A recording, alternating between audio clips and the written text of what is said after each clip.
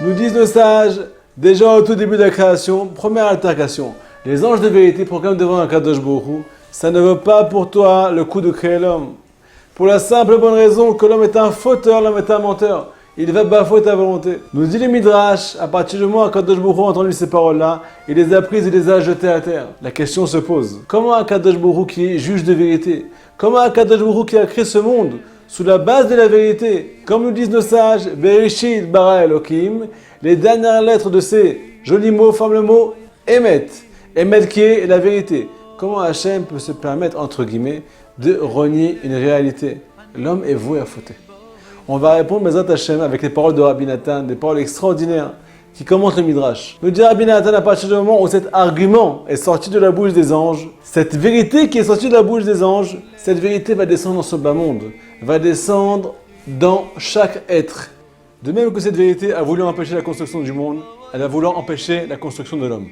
Je vais vous donner quelques exemples. Un beau jour, Moshe se lève le matin avec la ferme volonté d'arrêter de fumer. Il n'arrête pas de tousser, il est fatigué. Et là vient son Yetzirah, vient sa réalité, et lui chuchote à l'oreille. C'est la 10e tentative.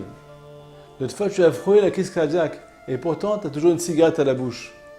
Comment faire face à un argument pareil, à cette réalité?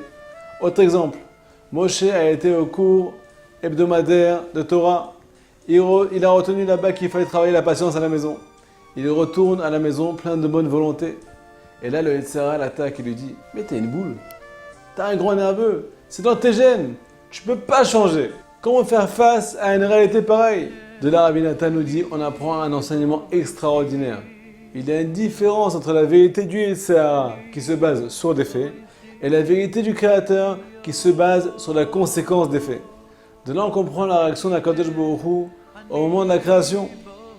Il a pris cette vérité, il l'a jetée à terre, car cette vérité amène à la destruction et Hachem désire totalement l'inverse.